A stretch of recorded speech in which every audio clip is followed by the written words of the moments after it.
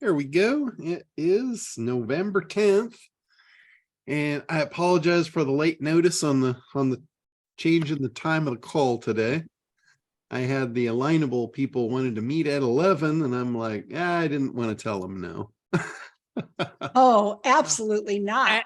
And I'm glad you mentioned that because I'm glad I mentioned that because of the reason is that was my main question for today. It's Alignable. How good is it? How effective is it? And how can we move forward with it? It is, well, my deal with them is all set and go. We signed the contracts. We were having the onboarding meeting today, which was at 11. And it looks like if everything goes well, we're going to do a soft launch next Wednesday. Lovely. Which, what is that? Next Wednesday? That is like right in time for Black Friday almost, right? 16th. That's 16th. Not quite. It gives me a week. You have a week, right? I have a week until Black Friday. So believe me, the way things are going, Black Friday has been going on since July. yeah. Really don't have to worry about it too much. It's a whole black world going on right now. Well, there is that too. The world. We won't go into too much depth as to how many different ways one can interpret that comment. The world is going dark. It is not. Well, yes, it is. We're approaching the winter solstice, so let's just leave it at that. Yeah. Some people love this time of year. I hate this time of year. Yeah, I don't like it when it's not, when the sun goes down at 4 o'clock. Yeah. And my body, for some crazy reason, by 9 o'clock, 9:30, I'm sleepy. And yeah, it's not good. So John, Alignable, or do you have a topic already for today? No, I generally never have a topic for these. I just get on and fly by the seat of my pants. So well, then Alignable is up, I believe. Yeah. So what did you want to know about Alignable? First question. It's grown in the years, and now that you're joining in as a major person to Alignable, how can we better use it today, and what can we expect for tomorrow? Well, actually, I'm not sure yet. I'm still getting my feet wet in the whole system, so I don't really know too much about it as far as the details yet. I know what I'm doing with it. They're allowing some experts to become paid experts in the platform, and I'm one of the first in this core group. So originally they wanted us to come up with group names for our groups, and this is a learning experience. I came up with, I thought, wow, well, this is virgin territory. And in the internet marketing space, traffic and conversion was one of the biggest things, to hit that whole community. So I thought I can have anything I want in this virgin territory. So I picked traffic and conversion, right? And that was going to be the name of my group. And as I was thinking about it, and I've been going to some of their meetup groups live, face to face, meeting the people and meeting some of their users. I took some of them out on the boat a couple of times. We did some little meetup groups like that. And what I learned was their community, and I don't know this as a whole yet, but so far, the ones that I've met with and been able to talk to are not that sophisticated. They're not like digital marketers. They're business owners. And when I say traffic, they're thinking bad thing, traffic on the freeway. They don't equate that to visitors or people on their website. They don't connect those dots. So that's a classic case of speaking the wrong language. That's a really bad thing when you're marketing, is to not understand the language of who you're marketing to. So I'm thinking, oh shit, now I've done it. I've created a group that's not going to resonate. And as I was thinking about it, I talked to some people in there. They do a lot of surveys and things. And top of mind, one of the biggest things when they ask the Alignable community, what's your biggest problem, or what's, what would you like if, if we could wave a magic wand. And it all kind of boiled down to get customers. They just want to get customers. It's not about sales, because nobody wants sales, right? Like with me, it's never about SEO. They just want people to come onto their website and buy their stuff, right? They don't want the SEO part. That's the work. Nobody wants to work. We want the 6-pack abs, but we don't want the gym membership. We want to lose weight, but we don't want to let go of our filet mignon. So, it's like you gotta get that stuff right. So when I met with them today, I told them, I just came out and I said, you know what, I've made an error in judgment here, and I'd like to rename my group. And they said, that's fine. They're very cool about it. I told them why. And I said, I think this is going to work better for you. And I really want this to work for you. So I want to do everything in my power to make sure that happens. So they said, what would you like to name the group? And I said, I think Internet Dominators, because that's me. That's what I'm known for. That's my brand. And then I said, the focus of the group. And I also said, here's another thing. People love egoic labels. This means like who they associate themselves as. Like if you ask somebody who they are, they might say, well, I'm a father, or I'm a businessman, or I'm an inventor. They love to put labels on themselves to describe who they are. And what I've noticed in my little community, not everybody, but a lot of people like to refer to themselves as dominators, especially inside the other end of things, like the SEO world and the digital marketing space and all that. But it seems to resonate even with women. They might want to be dominatrixes, but they like the egoic label of being a dominator, right? Because nobody wants to come in weak. I mean, you don't want to be the opposite of a dominator, right? Nobody wants that. We're very competitive, and nobody wants to be like mediocre. I don't want to be the mediocre. I want to be the dominator, in any given market. So now when people join the Alignable group, they can basically have the egoic label of a dominator. And the focus of the group. Now, here's the thing. The group name doesn't really matter. It's the focus of the group, what they're going to get out of the group. And the focus of the group is learn how to get clients using the ACT marketing protocol. So that's the unique mechanism that's going to deliver upon the results.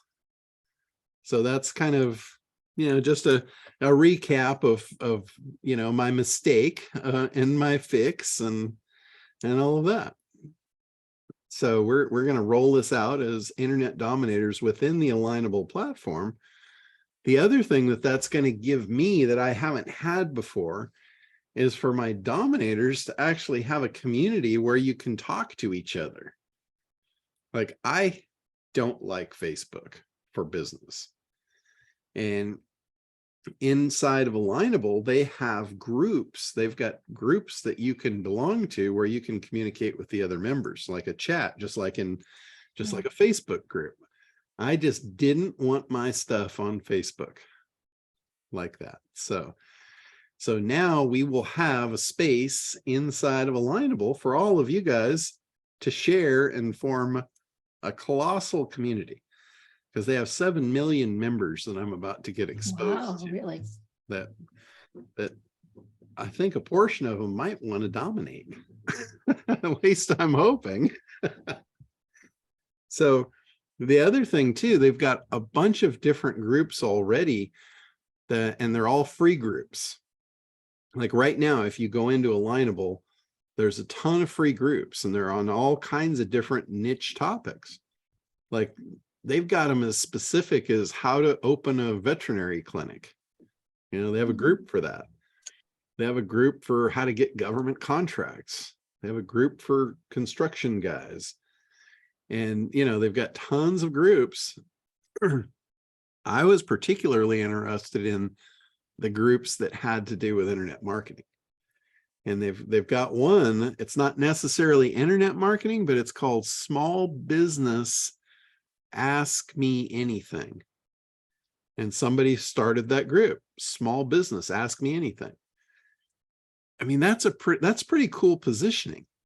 That group has over 100,000 people in it, and it's very active. So that's going to be a really good place for me to go and do a live webinar inside to those group members to promote my paid group, promote them to come over into the ACT program. So there's a lot of opportunity, not only to, you know, use and leverage the groups there, but to start your own groups if you wanted to in there. Roger, go ahead. You're muted. Hey, John, please consider this a quick question pertaining to what you just said, and then go back to what you were saying. Sure. When you've done webinars on other people's stages, you've made an offer, and then you've had them send you the recording, and you put it up, and you've then had your tiered, like 1, 2, 3, 48 hours, then the next 48 hours, then the next 48 hours, right? You email out, it's not too late, get this offer for 48 hours after the webinar is over. How do you get the emails of the attendees of their webinar, since it wasn't your group, it was their group? That's up to them. Like if they don't register on my platform, there's no way for me to do that. So I have to work, or usually there's a broker involved. Usually I have a JV broker that is bringing these people to me, because I don't have a lot of the relationships I don't have. But I find a broker that does have the relationships, and I give him that second tier. So he's all over them. He's on top of them. He's like, okay, this email has to go out tonight at 8 o'clock. And then, you know, 2 days later, okay, this email has to go out tonight at 8 o'clock. And what is a JV? Not junior varsity. JV is joint venture. And typically, you know, I use the term loosely because I'm not a JV. JV is typically like, I'll do a webinar for you if you do one for me. It's like a list share. And I really don't do that. Like if I had to do that, I would be shoveling a bunch of crap down everybody's throat that nobody wants.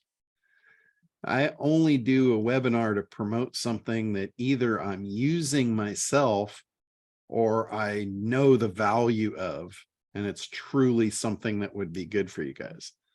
Like I'm going to do one, I'm trying to line one up for shoot, I forgot the name of it. Let me look here. Phenomenal product, and it fits right into ACT. Oh, it's called Copy Pro. And you know, there's been a lot of webinars on it. You guys may have seen it or not. But it connects with Jasper, which is the AI copywriting tool. And they work together and they feed off of each other. One of them, Copy Pro, is actually to write professional copy. And Jasper is an AI tool that will do all the research for you and get all the contents. And then the Copy Pro formats it into sales material, which it's a very, very powerful combination. So I'm not using it myself, not yet. I don't know if I've got it in me, because you know there's going to be a learning curve, and I've got enough shit on my plate right now. But for anybody that really wants to, you know, put in the effort, it's a phenomenal tool. Like in the Sales Copy Pro, there's columns on the left. Like when you're training it for who it's going to write the copy for. Like you tell it if it's a he or a she or a he, she. It has to understand who it's writing to. And then it's amazing. It has a lot of the questions that I bring up, like in the avatar training of, you know, what is your person's dreams? They call it dreams. I call it in the ACT, I call it desired outcome. It's the same thing. Like, what do they want to get out of it? This is the true benefit of your product. It's not the features of your product. It's the benefit. That's the transformation.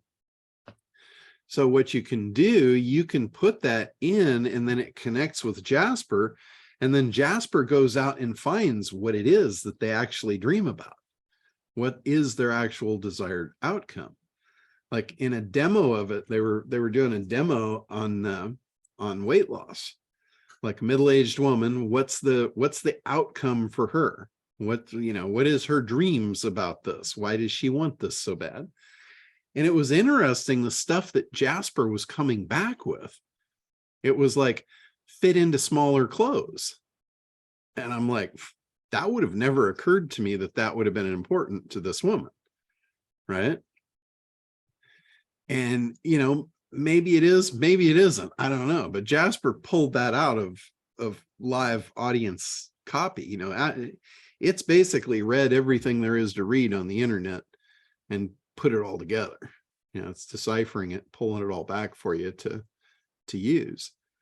But that kind of stuff, some of it was like, feel youthful and energized again so I can run around and play with the grandkids. And I'm like, that's kind of cool. I mean, that's very powerful if that's your audience. And again, that would not have come to me out of my head.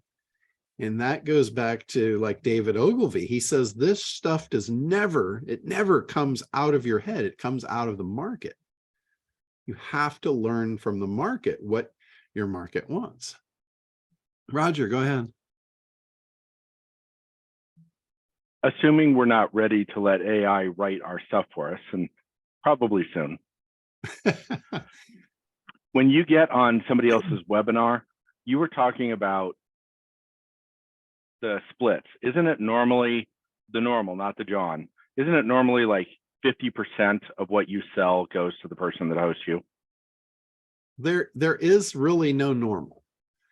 And it depends on what you're selling, and it depends on who's promoting you. Like a big promoter that has a lot of power and a lot of juice and a lot of authority, they can command more. A digital product, you can give more. Like if you're selling a physical product, I doubt you're going to be able to do 50% in any circumstance, because you've got hard costs involved. Right. If you're doing, private coaching, you've got hard costs involved because you've got your time. So there's no like standard answer for that. Digital products, a lot of times 50%. Like if you're an Amazon affiliate, I think you're getting like 5%. Something like that. It's not much.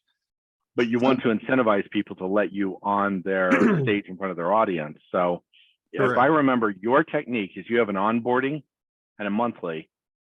You charge the onboarding, but you waive a certain number of initial months. That way you can promise the affiliate most or all of the onboarding. Correct. And not have to pay them a monthly drip. There's all kinds of different scenarios. Typically what I'll do with an affiliate is I'll give them 50% of the upfront, and then I give them 25% of the back end. Now, on top of that, I have a JV broker that's setting those up. So he's getting 25% of the front end, 25% of the back end. So really, I'm giving up 75% on the front end, 25 to the JV broker, 50 to the affiliate. Now that 50% of your monthly. No, it's 50% total of the monthly, 25 to the broker, 25 to the affiliate. Does that taper off after so many months, or is it in perpetuity as long as they're subscribed? It depends on the deal. Sometimes I'll do it for a year. If it's going to be an affiliate that is going to work with me on an ongoing basis, I'll give it to them forever. If it's somebody that's just a quick hit, bang for the buck, I'll usually give it to them for a year. So there's, it's on a case by case basis. It's a negotiation, basically. Just like anything, like if you were to go rent a ballroom, you're going to negotiate the best deal for both parties, and that works. You know, if you're negotiating, you can actually negotiate with people that put you on stage. You know, a lot of times they'll say, you know, we get 50% for our stage time. And then, you know, you can go in, like, let's say you're, I don't know, let's say you're Tony Robbins, you know, and you say, hey, I show up on your stage, I'm going to bring a massive audience. I'm going to give you 10%. And you'd go, hell yeah, come on. Right. So there's all kinds of situations. If you're a nobody, they might want more. They might want, hey, you know, I'm taking a risk on you. I'm going to give you a massive opportunity, but I'm taking 75%. And that might be a good deal for you, right? If they have a big enough audience. If they have the right audience. Doesn't need to be a big audience. It needs to be the right audience that's going to buy your stuff. So like if you're selling a $2,000 thing, like when I went to Glacier Kennedy, I was selling a $2,000 program. They had a big audience. They promoted it as a big audience. It was really half of what they promoted because they allowed you to bring your partner.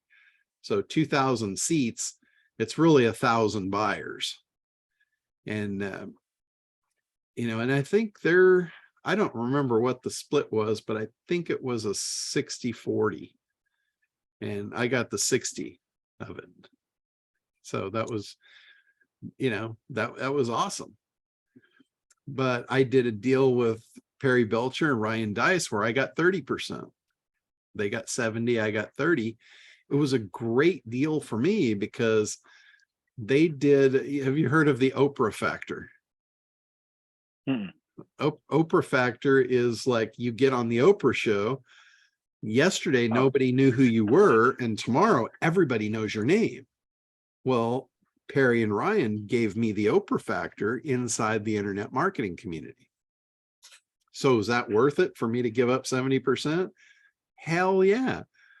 I've made over, that was in 2010 when they did that. I guarantee you that beyond the 30% they gave me, it was several $million in excess of that from the Oprah factor that they put on me. So let me ask this. You're semi-credentialed. You're not Perry or Tony Robbins, certainly. No. I'm saying hypothetical person, as in really Michelle and I, right? If we're selling courses, it's easy to give up 50%. If we're selling a digital product, it's easy to give up. But if we're selling a mastermind, where you have an ongoing, you know, calls and other things with them, how much of that is reasonable to give up to somebody, you know, monthly? Well, if you notice, like I'll use Craig as an example because you've seen him and you're familiar with his process. He never sells his mastermind from someone else's stage and gives them a cut of any of it. What he sells is he sells his 2-day event, 3-day event. He gives them a big cut of that to get their people in his room so he can sell them the mastermind and make 100% of it. So it's just the process that you want to come up with. You don't want to sell your big ticket thing on the front end of any sales process. Typically, you scale him up. It's a customer journey. And you're not obligated to give your affiliate a cut of that which you sell downline of the original sale. That is in the initial negotiation. So that is, you know, that is completely up to you. Most affiliates don't expect it. It's very appreciated. Like, for instance, in mine, when somebody signs up for my affiliate program, and let's say they promote SitePop and somebody buys it and they get their commission, and let's say the person drops out and they don't have any commission coming in anymore. And then all of a sudden now, a couple months later, I do a Black Friday special and I get that person into the Internet Dominator Club for ACT program. And now all of a sudden it generates a commission for that affiliate. Because the way I've got mine set up is an affiliate gets paid on any sale of any item. Let's say that person upscales and they said, I want to be an apprentice. Now, I don't want to give away 50% of the apprentice, because on the apprentice program, that's me doing all the work. So I want to get paid on that. I'm not going to give that away. So if somebody signs up for the apprentice program, they might get 10% on the first payment only, not on the ongoing. So again, this is just the bones of your business. You have to figure out how you want your business to run, what you're going to offer, how much your sales commissions are going to be. Just like any business, like if you had a salesperson in-house, you would have to work out, here's our payment system. If you sell this, then it moves to that, and then you get this. And, just, you have to have all that stuff really kind of in place, or you should anyway. But you should never take anything away, just add to. You'll be much more successful if you add to instead of taking away. Like examples. Okay, so the example of the guy that sells Site Pop, and then all of a sudden he gets this mystery commission. He'll call me up and he said, what is this? And I'll say, oh, well, that was one of the people that came through your affiliate link, and he wound up buying the ACT program. Oh, well, what's the ACT program? Can I promote that too? Instead of not giving it to him, and he doesn't know about it, and he has no interest in anything in the future, right? It's not top of mind for him. So whenever you send people money, you become top of mind. And that gives you an open door to work. You say, hey, you can even send them an email, say, hey, I just sent you a commission. You might not know what it's for, but here's the deal. It's a great product we offer. If you feel your audience would be interested in it, let's do a webinar. Let's get back in bed. We had a good time last time, right? That's what it's all about. So I got to spice it up here. Tim looks like he's falling asleep. I think he's getting close. But it's all, business is all about relationships. And if you have a good relationship with an affiliate and they're giving you money, it doesn't matter how much money you give them back. Remember, they're putting money in your pocket that you didn't have to really work for. Your other thing is you're a gambler. You're going to go spend a bunch of money on ads. If you haven't figured out your sales funnel and you haven't flushed all your numbers out, that's a gamble. In a lot of cases, it's a good thing to do, to gamble that first money to learn. You're always going to fail. You're never just going to go right to success every time. So the more you fail, the more you learn, the more successful you'll be, and the more predictable your outcomes will become. Like if you run a particular ad campaign and it didn't work, you're now smarter. You're not going to do that again. You're going to change it and you're going to say, wow, that one worked. And then you're going to run it again and it's going to work again. Can I throw out a question regarding an entry-level funnel? So we're going to do seminars that are Zoom-based. Okay. And we have a free webinar to feed that seminar, right? To get our audience to go to that seminar, paid seminar. Okay. We're thinking affiliates to sell that paid seminar on our behalf, and they take most of the seminar money, right? Because we're trying to sell out of the seminar. Sure. Should we have the affiliates try to sell the seminar, or should we have the affiliates try to sign up their people into our webinar? And if we convert them into the seminar, pay the affiliate? Well, typically an affiliate has a following that they leverage at an affiliate promo. If you get a really good one, then they might actually run ads on your behalf. If they're good at the ad thing and they know how to do it and they can generate leads, basically they're a lead generator in that case. Yes. And if you've got a deal, an offer that they know they can make money on, then they might do that. They might generate leads for it. That would be the exception, I would say, not the rule. Okay, I'm looking for rules, not exceptions. Yeah, the rule then is somebody that's got your audience already in their mailing list. So it's not a mailing list, it's an audience. Audience, yeah, same thing. They generate recurring content. They have a large number of followers. Mhm. Yeah, They like their content. Yeah. If they promote, there are people that will ask them, hey, how do we do what you do? And we want them to say, go to this seminar to learn about it. Do we have them say, sign up for this free webinar that'll get you started, and then Michelle and I will take care of selling the seminar?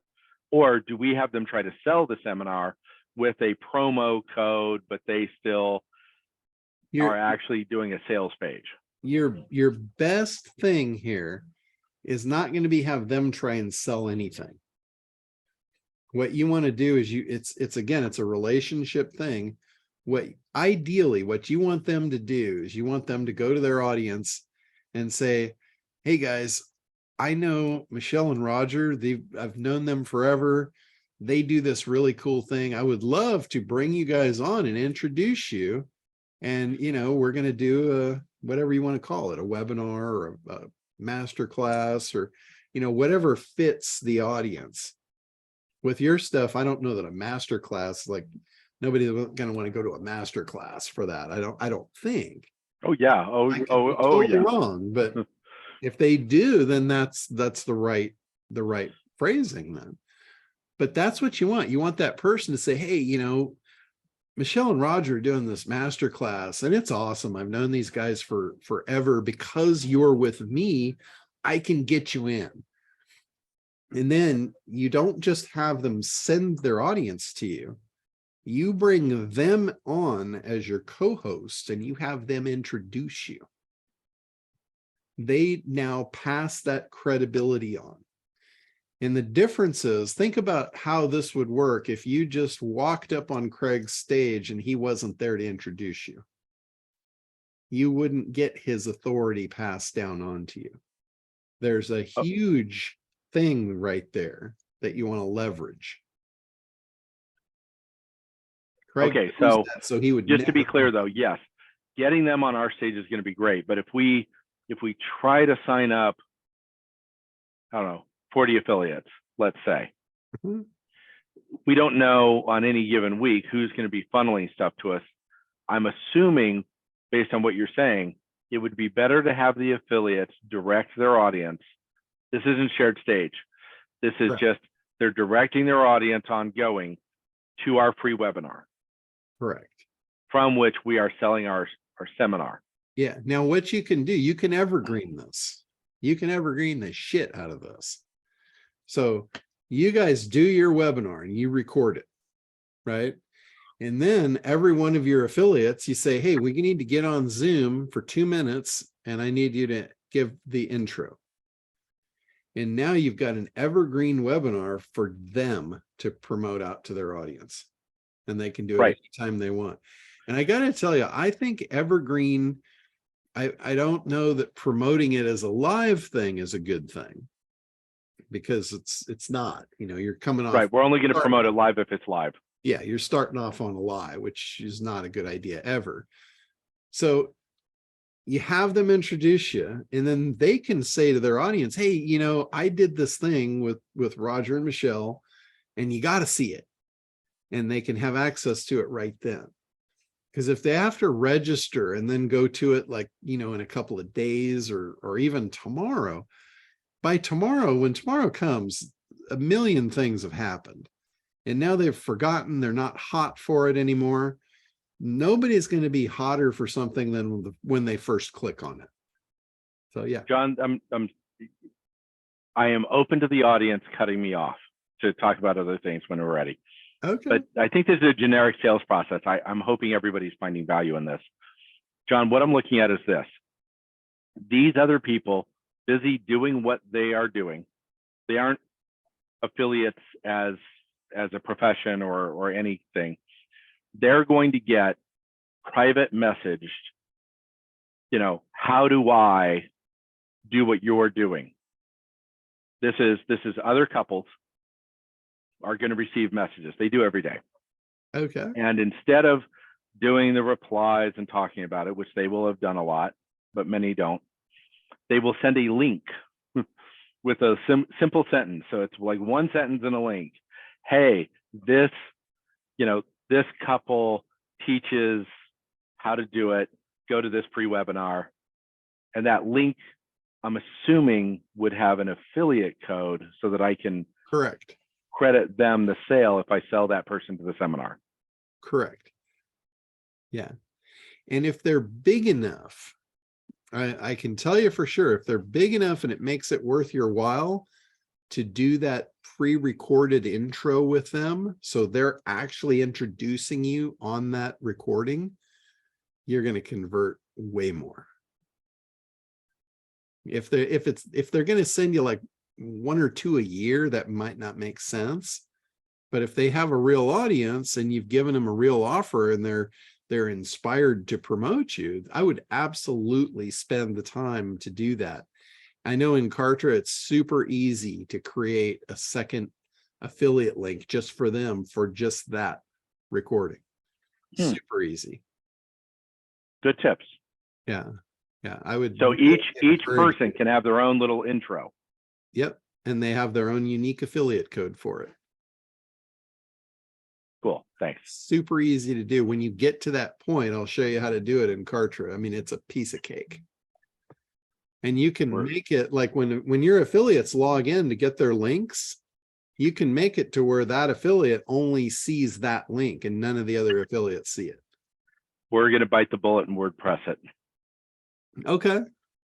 We like potholes and bridge outages, and got a lot of duct tape on hand. the issue though is we just asked one of the other masterminders, hey, what do you think about, and their reaction was, oh, this is really, I don't know how my audience will react. And we just realized we don't want to deal with anybody else deciding our fate. We're going to keep it in our own safety zone. Gotcha. I know I'm using euphemisms, but yeah, that's fine. Whatever works for you. You know, if you have a platform that works, I'm never going to fight you on it. yeah, there is no good platform. There is no good platform. There's a hodgepodge of plugins that can work together and theoretically make it work. Yeah. Yeah. Whatever works for you is great. The only reason that I push Kartra so much is because I know I can be your safety net if you get into it and you have problems. If you get into other stuff, I'm like, yeah, you're on your own. And I don't like to like leave people stranded. So yeah, that's the only reason that I push what I push, is because I know it works for me and I can help you.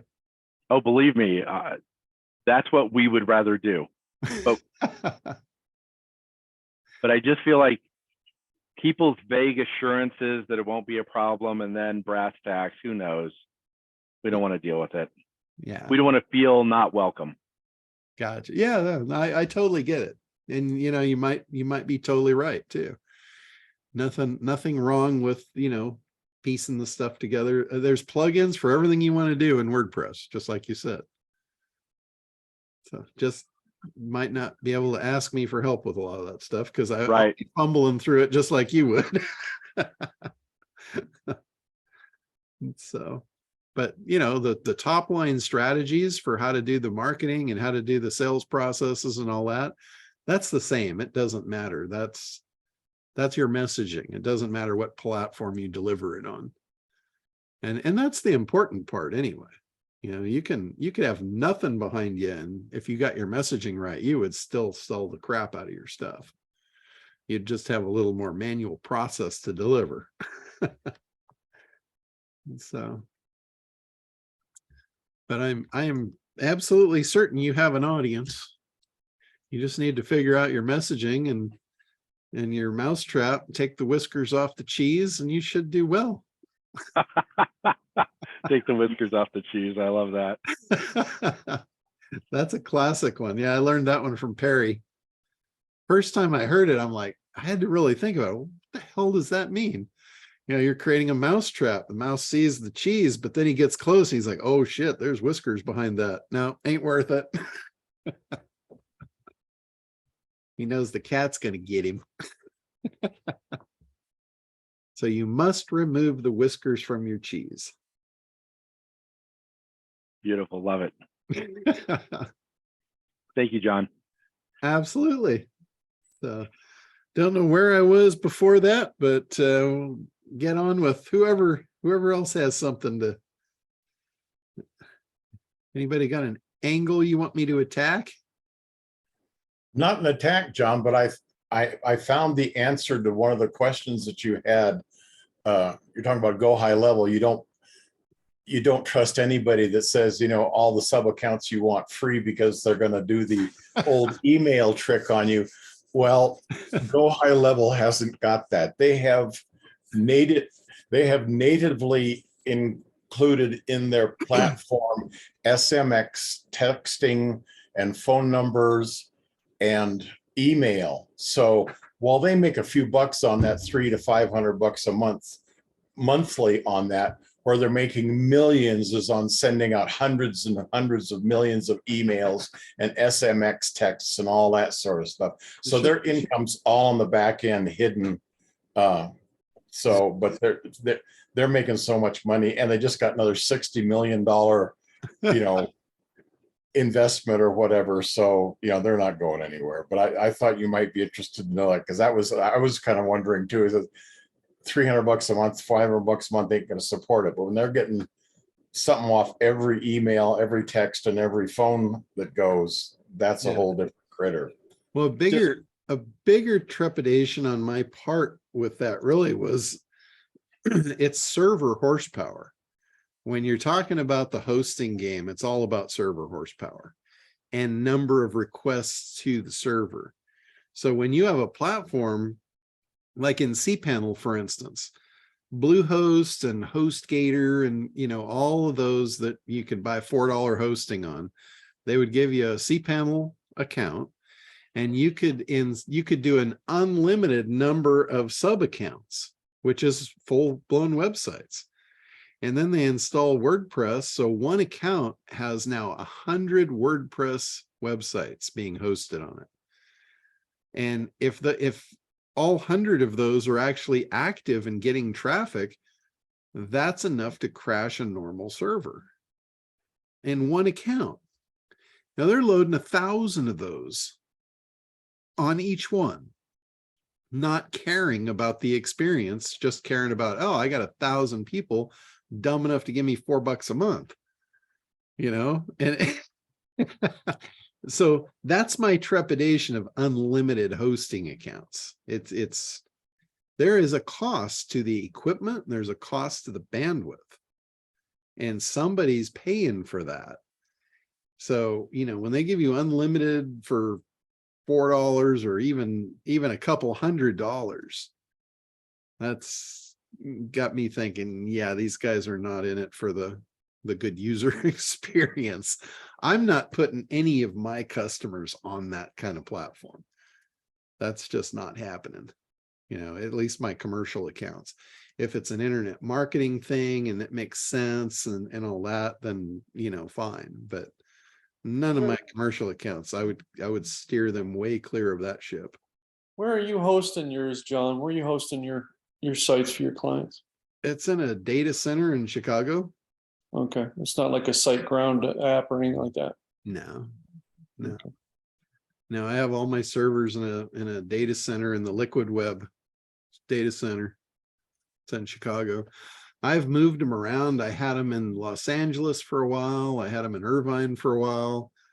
And I've been at this data center now for about 15 years. So been pretty well flawless. Pretty happy with it. But I went through hell to get there. Data centers can be a very fickle bunch. I had an absolute disaster in moving to that data center too. I was shipping my servers one by one to the Chicago facility out of Irvine. And I was sending them on Fedex. So I would tell the clients, I'm like, look, my server's going to be down for maintenance between I think I told them between 3 in the afternoon and 10 the next morning. Basically, that was enough time for FedEx to fly them out of Orange County to Chicago, deliver them and plug them in, right? And it was flawless, like the first half a dozen servers. And then I got to my commerce server. And this was the one that runs all my commerce clients. And I take the server down to the FedEx office. It's all boxed up, packaged. They take it in. They wouldn't insure this one for some reason. I think it was bigger than the others, and they wouldn't insure the box for some reason. And I'm thinking, no problem. This has gone perfectly. Well, usually I get, as soon as the plane takes off, I get a notice that, it's in the air, right? And it comes time for this to happen, and it didn't happen. So I didn't really think much until about midnight. And then I'm thinking, I should really check on this and make sure that thing got on the plane. And I couldn't find any information. And then in the morning, I'm calling FedEx, and they've got no record. Nobody wanted to talk to me. And I had a good friend of mine that actually worked at FedEx, and I called him, and he called his manager, and the manager called me and told me, he said, yeah, the plane that your package was on crashed. And I'm like, oh, this is not good. And it actually crashed on takeoff coming out of Orange County Airport. Somehow when it got off the runway, the thrusters went into reverse and just plummeted it in. So it wasn't like a disastrous thing. It actually crashed within the airport, grounds. But it slammed down so hard that it destroyed the plane. And it took another day by the time my package got to Chicago, and they plugged it in and the server was toast. So it was just an absolute disaster on every level. It was ugly. Well, at least it took a plane crashing, John. I mean, that's got to be a pretty good excuse. But within 12 hours of me knowing that, we had backups shipped, new servers built, and all those commerce stores back online. So it was with no data loss, virtually none, just a little bit of time. But yeah, it was ugly. It was a very rough few days. But I don't think Bluehost's going to do that for you. They're going to say, oh yeah, your site's gone.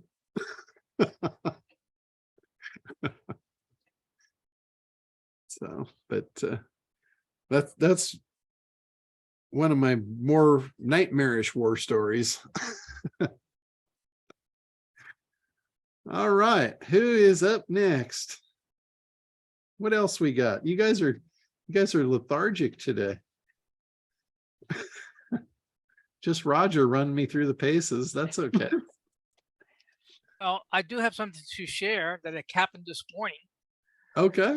Remember during our conversation with Chris on our one-on-one, Chris mentioned that now if you visit a website, they capture your email address.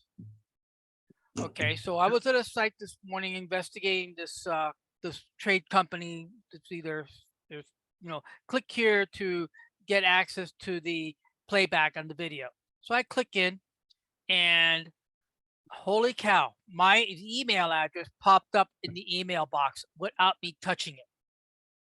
As soon as I clicked, I'm interested, and the dialog box popped up. My phone number popped into the phone box. My email popped into the email box, and the only box that was left open for me to fill in was my name. What's the first name you want to put in? Yeah. You put in your regular name or phone name, whatever. But the bottom line is what Chris told us almost 2 weeks ago, that you're able to now capture the email address as people visit your site. Yeah. And it happened to me, and I wanted to share that with you, to share with the group, that if you got people visiting your site, there's a technology now that's going to be able to grab that email, and they don't have to up it. Please elaborate, sir. Yeah, that's not new technology. It's kind of, it comes and goes as far as like the regulation around it. I remember I had one of the guys that I was working with long time ago, like when I first started building websites. And that was a big question from customers is, can I get the email address of anyone that visits my website? That's what they wanted. And the answer was yes, I can do that. I can deliver that to you. Now, should I is another question, because if you think about it, if you did that, let's say you came to my website, didn't do anything, and I'm following up and sending you an email, that would be kind of like the equivalent of Teresa going into a lingerie store, browsing for lingerie, going home, and now at dinner time, the salesperson's knocking on her front door, say, did you find what you wanted in the Victoria's Secret section? It would be a little creepy, right? So Can I just comment on that? would you rather have me used you as an example there? No, just a quick comment. We like you have avoided using Facebook, but for very different reasons. We want to respect the fact that Facebook is a place we want families and kids to be able to post their babies and stuff, and we use it for our families too. And we just don't want that crisscross. So we don't even though other people do. But what happened to me the other day is somebody that was a fellow colleague through connections in the various coaching groups. Let's just leave it at that. I won't even name which group. I went, oh, okay, that's a bunch of people that I know from this coaching group. Good, okay, they sent me a friend request. I accepted. And then I saw that they put a post, so I went and looked at their post, and I thought, ew. I didn't like the way the post felt, because it was like, oh, look, I'm getting married in 2 weeks. And the funny thing about getting married is it's a lot like running a business. And it was a very crisp, personal business, right? Okay, so I went, I don't think I would do that. But hey, if that works for her, good. And then the same day, I got a text, a DM of whatever, Facebook message with a, hey, you should come to my next seminar. It's in 2 days. And I thought, ugh, unfriend, go away. I thought, you just sent me a friend request 2 hours ago, and you're already shoving something down my throat. I did not think that me accepting your friend request said, send me crap. Because I don't think I said that. I don't remember saying that. It's a bad feeling. Yeah. I don't want to engage in it. Yeah, the level of big data now is absolutely stifling. And to give you a perfect example of this, I was reading a book the other day. This was probably a week or so ago. And in the book, it was about health. It was regarding how circulation is like the key to good heart health and living longer and all that. And I'm thinking, well, that's really cool. And they actually named products. So naturally, they're trying to sell their own supplements and stuff for 5 times more than they're really worth. So I look at what it was, and I go on to Amazon, found the exact same shit for like 1/5 the price. And I went ahead and I ordered it, right? It comes, and then a couple of days later, I'm on Facebook. Now, I didn't look at this, nothing to do with Facebook. I simply went to Amazon directly, looked up this product, and ordered it on Amazon. Now I'm over on Facebook, and I'm looking at, I think it was either my niece or yeah, I think it was one of my nieces had a birthday, and I wanted to send her a message and all that. And as I'm browsing, you can't get on Facebook and not scroll. You just got to look, oh, what's next? What's next? And, next thing 45 minutes has gone by. Well, I'm scrolling through, and I'm going pretty fast, but something catches my eye, and I'm like, what was that? And it was, for lack of a better word, it was a woman bent over just getting hammered. And I'm like, what the hell? I mean, it didn't show anything explicit, but you knew damn well what was going on. And then it's a Stay Hard commercial. Like, take this gummy and, and then it shows the guy's pants go, "Rrr." And I'm like, seriously? They're running this ad on Facebook? Like, they ban you for putting a banana that looks like it's not a banana. I'm thinking, how in the hell are they able to run that kind of content inside of Facebook? And how did they piece together this supplement for circulation that I bought on Amazon with an ED thing? I was gonna say. Because you now know frantically what you clicked to bought see on more Amazon. like that. No, I did not. But this ad for like 3 days was coming up like every few minutes. It would pop up again. And I'm like, holy shit, how are they getting away with that? I get those same ads On John, Facebook? and I don't know why, because I've never bought anything like that, no product like that. I don't search stuff like that, but it's still all over my feed for advertisements On Facebook, right? on Facebook and Instagram, both. That blows my mind, because as a Facebook advertiser, you can get your account shut down so easily for just like showing a woman in a bikini. I don't get it. I have not been able to figure out how they're getting away with that. It's unbelievable. We do like our Facebook. Jay. What did he say? Read his comment. That's classic. Jay says, yeah, every few You said minutes it. pop up again. You said it. I didn't. Well, thanks Classic. for pointing it out. Now we're going to be on that track. You know that, right? By the way, how did you know his name was Ed? Yeah. Well, he spelled it ED. I don't know. I thought it was short for Edward. Oh, that rocks. Sorry, I needed something to keep me awake. Oh, that's like I had one of my neighbors on the boat. I gave him a lobster the other day. So he sends me a picture that night of his dinner. They made this lobster up, and I sent him a message back saying, I wish I could show you mine, but I didn't have that good a dinner tonight. And he's like, I have no interest in seeing yours. And I'm like, I respond back, well, then you better close your eyes.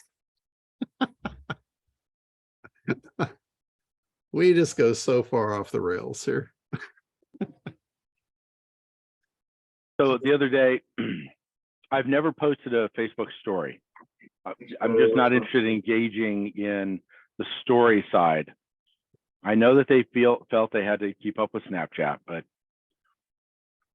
Michelle on the web, she doesn't have the option to specify a specific person when she shares from like a group or somebody else's feed. Just share now, share with comment, something like that, right? But she can't specify the friends. On the app, I've specified her eyes only. So I'm accustomed to being able to hit it and it goes to my feed and only Michelle can see it. And it's a Facebook legal thing, but there are some kind of things like that, what you're talking about, that I will point out to her as, just as a reaction between us. Yeah. So I went to show her the same thing for story. Nope. Facebook didn't honor my default Michelle only and just shared it to everybody. And I had no idea what I was sharing. I was demoing it to her. It was a totally random thing. And it turned out it was an innuendo thing, and it went public. And I'm on the website looking, how do I see my own stories? It turns out that in the app, I can see everybody else's stories, but on the web, I can't see my own. I can't find where to find my own stories to delete it. So there you go. That's ugly, or could be anyway. Pretty crazy. I'm going to have some info for you guys about, it's an Instagram deal, and it's a chat bot. Some guy has figured out how to get sales or generate leads and sales out of a chat bot on Instagram, and they're selling it as a service. And they're so confident about the service that they'll give you your 100% of your money back after a certain amount of time if it doesn't work for you. And I'm like, that's a pretty damn good, guarantee, risk reversal.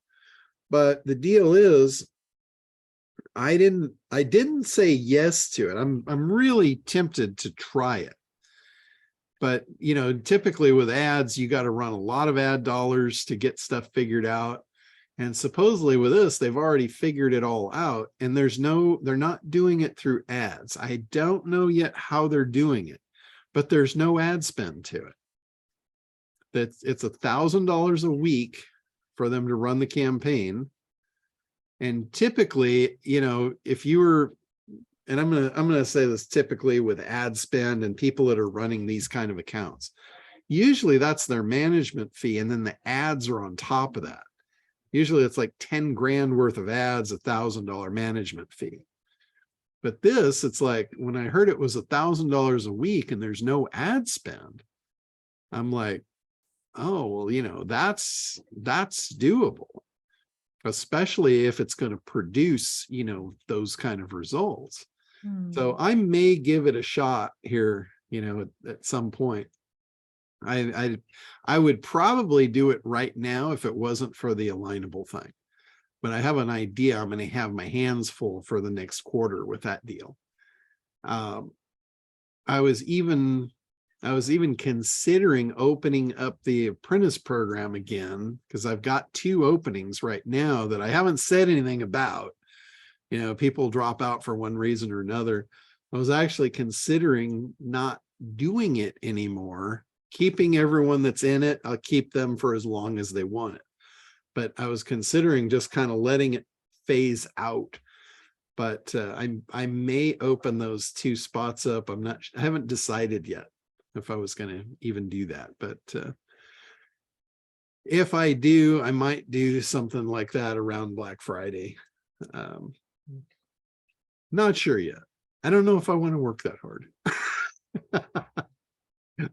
The Apprentices is a commitment on my behalf, so it's not something I can outsource. But anyway, I'm probably going to, like I said, be knee deep in Alignable, and I'm not going to be looking at learning any new stuff. So with that one, I'm probably going to put that one on the back burner till maybe first quarter. I did talk to a couple of people about it though, business owners that are running ads, in the 10 to 25,000 a month range. And I might just turn them onto it and see what their results are with it. So, because I'm really interested to see how that works and if it's actually true. I talked to a couple of people that are familiar with bots and are running bots, and it seems plausible. I just don't know how you get how they're getting the traffic to it originally to get the bot started. Because basically a bot is answering people and asking questions, and it's probably a questioning bot that asks a question to just random people inside a group or something. That would be my best guess on it. And the bot is really to create conversations, and they can be quite good. They can be quite real. I know, because I developed some of these back in the late 90s. Like when I did the first website for the Roger Dunn golf guys, and they wanted this big elaborate golf site for their retail. And one of the things they wanted a chat. And I told them, I said, chat is only good if it's manned. You do not want customers going in and having nobody there for them. That's not a good idea. That's like having a phone and have nobody to answer it.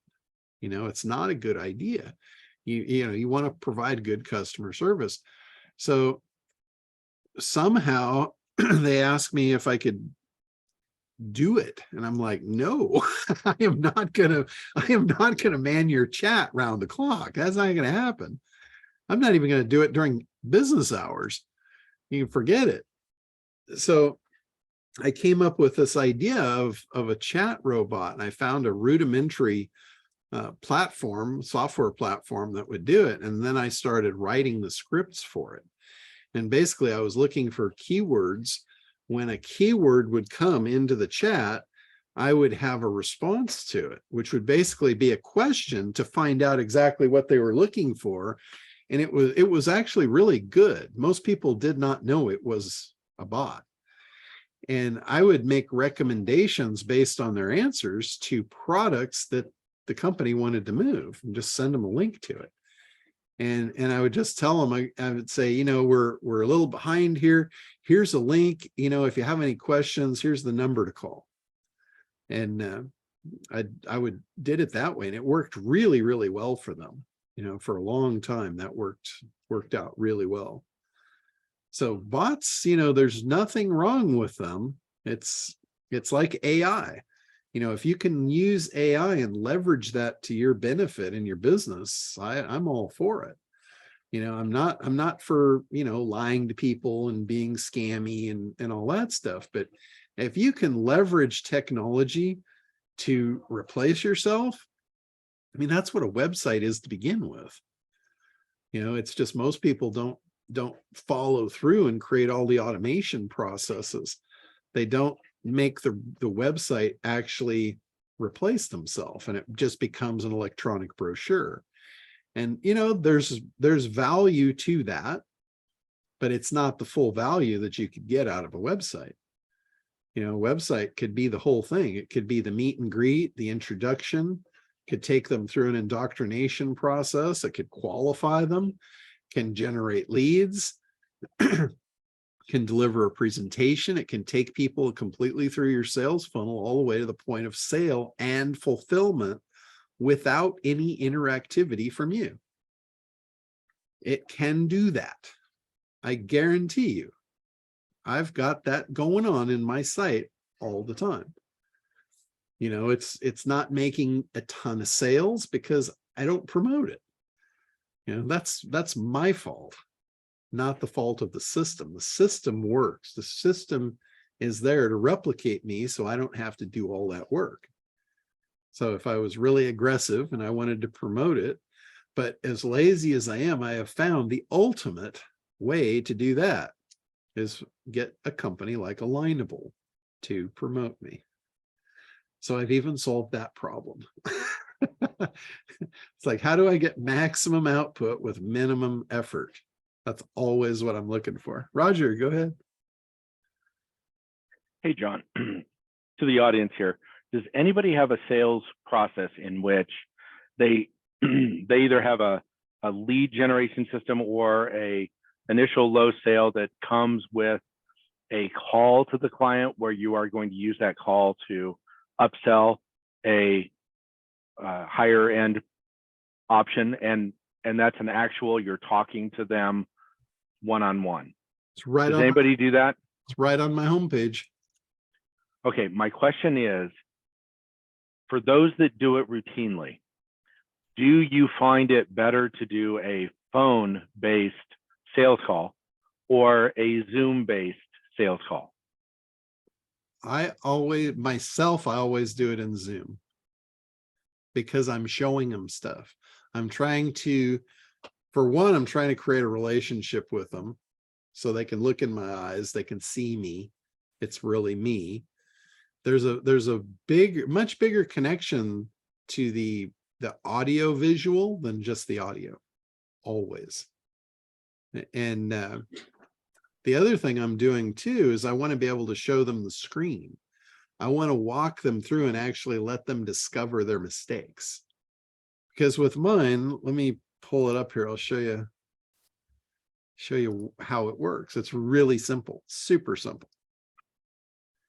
About as simple as it gets, actually. So here I'm talking about marketing automation. it works hard, so you don't have to. So I've got a pretty good thing there. And then I'm talking about what they want: more traffic and leads, more paying customers, more time for the things that you love. Get the freedom you deserve. Automate your marketing, free 15-minute strategy session. So they click here, that pops up a Kartra button. They opt in. Takes them, nope, need a website.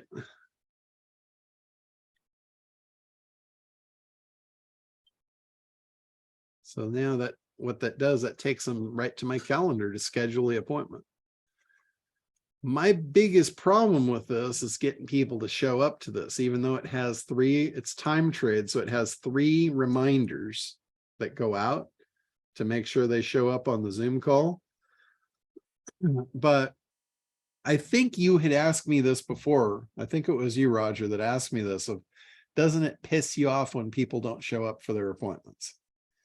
It used to, but now it's like, I'm doing whatever I'm doing. Like the times that I have for this, if they go here to try and schedule, you'll notice the times available are Monday and Tuesday. That's it. I know these times I'm sitting at my desk anyway, doing stuff I need to do during the week. I got the whole rest of the week off to do whatever the hell I want to do. So appointments are booked within a 2-week time frame. They can't go out more than 2 weeks. And I know if I'm sitting here and they don't hop on the Zoom, I just leave the Zoom open. So if they're early, if they're late, if I can take them, no problem. And if not, I'm just doing stuff I would have done anyway. So it no longer pisses me off when they don't show up. I just send them a polite email saying, hey, you must have figured this out already. Sorry you missed the appointment. If you'd like to make a paid appointment now, you can do that. And I send them another link. They missed the free one. I love that. They missed the free opportunity. They get one shot at the freebie. So that's how I do that. And it works great, and I can almost tell you, I never try and sell on that call. All I do is I open up their website, I look at what they're doing, I talk about what they could do, and then at the end, they ask me if I can do it for them, almost always. That's generally how those calls go. But I'm never trying to sell them on anything. Okay, there's others though that do that. The purpose of that call is to sell. Like in coaching, they're not going to open up and walk through a computer. Yeah, typically. Well, so actually, let me correct that. My intent absolutely is to sell them. It's just I do it in a different way, and it's pretty effective for me. But I am writing notes on that effective system. Teresa, I know that you unmuted because I know you. Looks like you do. I have an opinion. I have an opinion, and you know what? It depends on what you're selling and how well you know or have empathy with the prospective customer. For me, I ask their preference.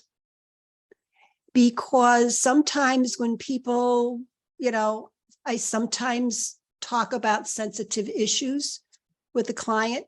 Most of the time I get their life story.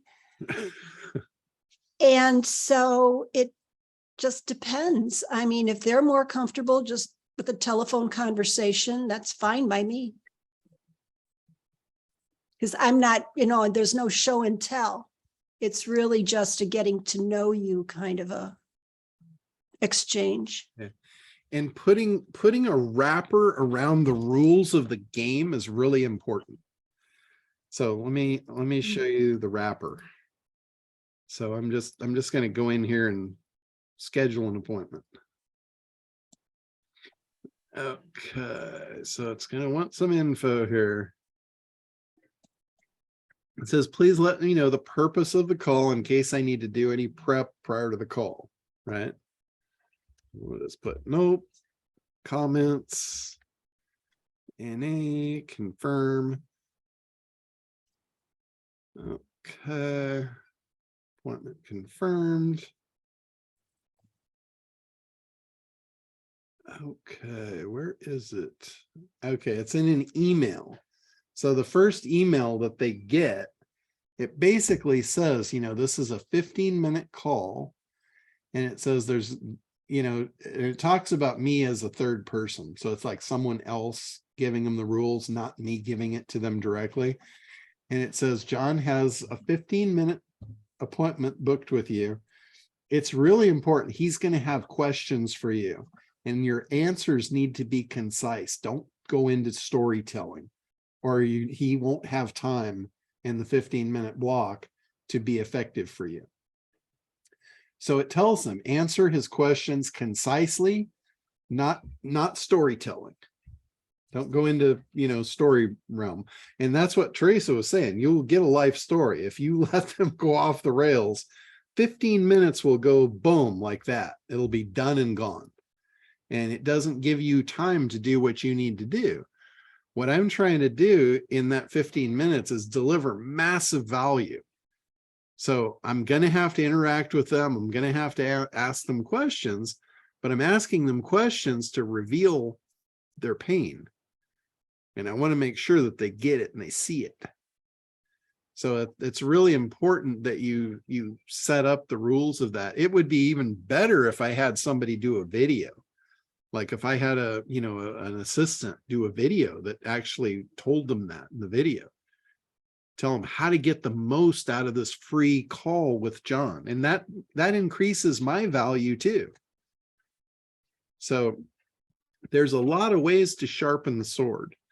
Like originally, I just gave you the base structure of the bones of the machine. But in the marketing messages, there's a lot of ways that you can sharpen that sword, because you want to build your value, you want to create rapport, you want to create trust, which you're doing by telling them, you know, what's under the hood. And then with me, I never even have to ask for the sale. It's typically, if they're a good match, they know it and they're asking me, can you do this for me? Or what's it take? How do we get started? I love that approach, because I hate like asking for orders. I feel like I'm begging, and I'm not a beggar. I'm a dominator.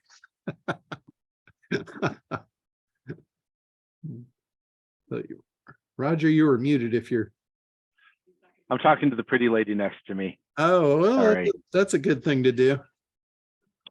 You know, John, one of the things you said there about making a video for it, that was the best thing for me to take the headache off my it took the headache off my getting people for my podcast, because I was always dealing with it. So I made I made a video explaining the whole process. So all they had to do was, listen, I'm going to ask you several times in emails if you watch this video. That I told them the whole process. This is how it's going to be. And yeah, and I ask every guest on my show when I'm done, is there any way I can improve this process? They all say, can you teach me how to do this process? This is better. It's a video that explains it. Yeah. Little videos, the more of these you do, you really want to get comfortable with video. Video these days is super easy to do. I mean, you all have Zoom accounts. If you don't, just get a free one. You can still record on a free one up to 20 minutes. These videos I'm talking about are 30 seconds to 2 minutes. You should be doing videos everywhere you want to automate a process. Like if you know how to talk to someone, you should never have to talk to anyone again, right? If you know the script, you should be able to do it once, and you should never have to talk to another person the rest of your life, right? You can automate it. All your funnel is a sales process. It is a script. And unless the script changes for some reason, you should never have to do it again. Like when I record a webinar and it's perfect, there is no reason on God's green earth that I should go through that again, right? All I have to do is cut the beginning, cut the end. I can put an intro from anyone I want on the front end. I can put a change of the offer on the back end, and the center is perfect. And I'll never do it again. Right? Unless, something changes, which it always does. But that offer, that's why they call it evergreen. That offer will live forever. If you find a good salesperson, and this is the best way to create a sales process, is to model one. If you find a good salesperson that's in your industry that sells a product that's similar to yours, and you get the chance to just mirror them for a day or an hour or even one presentation, you should do it and record it, because they've got your process. They've got your script. They know what to say, when to say it, how to say it, and how to get an order. And I bet you if you mirrored them for the day and you watch them do that presentation 4 or 5 times, they're not winging it. They're doing the exact same thing every time. By the end of the day, you can recite it like it's a play. You should. It's a formula. They figured it out. They might have spent 10 years banging their head against the wall to figure out what to say and what sequence that works. And once it works forever. It's like baking a cake. If you have a recipe and you follow that same recipe today, tomorrow, and the next day, that cake should be identical.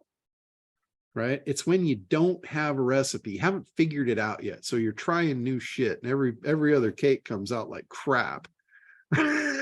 Right? That's what's going on when you don't have a script and you're just trying to figure it out. You're not getting repeatable results. Repeatable results are the key to automation. You have to do the work. You have to figure out what the initial sales process is, or you're going to be automating crap. You don't want to automate crap, right? You want to automate something that works for you, that you want that thing to go on over and over and over to get you the desired outcome. Like if that presentation generates a sale, and a sale puts money in your pocket, and that money could be put in your pocket 100 times a day without you doing anything, you should like that idea as a business owner, right? Does anybody not like that idea? Anybody not like the idea of somebody putting money in your pocket 100 times a day without you doing anything? If not, I'm just going to say goodbye right now. I mean, seriously. That is what automation is. To get to that point, you got to do the hard work. I continuously tell you guys I'm lazy, but I'm telling you right now, I've worked my ass off to be lazy, right? I didn't just come out of the womb that way and go through every step of my life that way. I am willing to put in whatever it takes to be that way.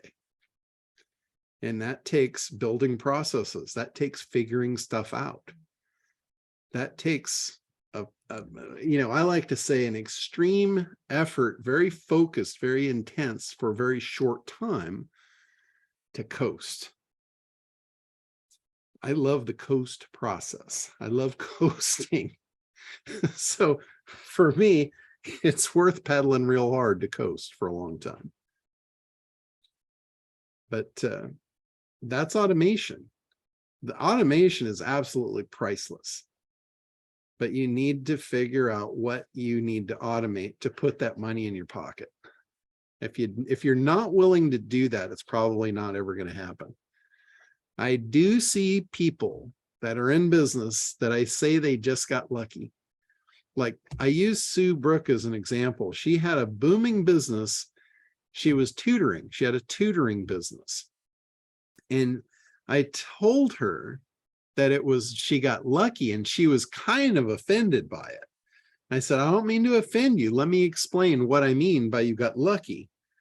I said, you are doing the right things. I'm not saying you didn't work hard to do them, because she did. She worked hard to keep that up and keep that going and expand it and all that. She never automated it, so she worked hard. But she got lucky as far as the process of what she was doing. And what I mean by lucky is she didn't understand the process. It just happened naturally for her. She got lucky. When that business failed and she tried to move to a new business, she wasn't lucky because she didn't know the process. The next business failed right out of the gate, and the next one, and the next one, and the next one. And she was really frustrated. And I got to tell you, she was one of the reasons, she was one of the people that inspired me to build the ACT program. I'm like, you need a system, you need a process, you need to know why you were lucky, what the luck was. So that's when I really went to work to figure it out. What is the process?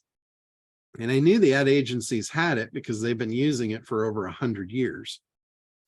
You know, they follow a process. I saw it, you know, I started in the commercial photography in 1985. I spent 10 years working with ad agencies, sitting in their boardrooms, watching them cook up these ad campaigns that worked every time. They didn't miss. And what I noticed is they did the same process over and over and over. Didn't matter which ad agency it was, they were all followed the same process. And they didn't miss. They figured it out. They worked real hard and they got it right. And they just kept replicating it. It was predictable. It was a predictable way they could put money in their clients' pockets through creating ads, creating messaging. And I got to tell you, a lot of times when they would do the analysis, they would come back to the company, tell them you got the wrong product. This product's not going to work. And the company, if they were smart, they would say, what do we need? And they would build it. And then it would work. But a lot of times the analysis process is to flush out bad ideas. And it does. If you follow it, it absolutely will. It will tell you before you take a step into creation, whether you've got something viable and whether it's worth moving forward. Every time. So that's, you know, I've told you guys, learning this skill is probably the most valuable thing you will do in your lifetime because it works. It doesn't matter what you're selling. It doesn't matter if it's a product, a service, an intangible, an idea, it doesn't matter. If you're selling it, it's, let's just call it a business. Doesn't matter what business you're in, it all works the same. I have not yet seen anything that deviates. So the messaging, you know, that's creation, that's creative, that deviates drastically, but the process doesn't. We are about to jump on a different Zoom where we are joining others on theme. Is that what the robes are for? Thought I didn't notice that, huh? But we have to bail. Okay, Bummer. well, cool. I think we're about wrapped up anyway. You won't miss much. You got the bulk. I wanted to ask you one last thing, John, about mine. Did you with my affiliate stuff, did you get my right address, my new address, or are you still sending checks to my old address? Oh, that I don't know. Unless you updated me, I probably am sending it to your old address. Because the old address, it doesn't forward up here. That was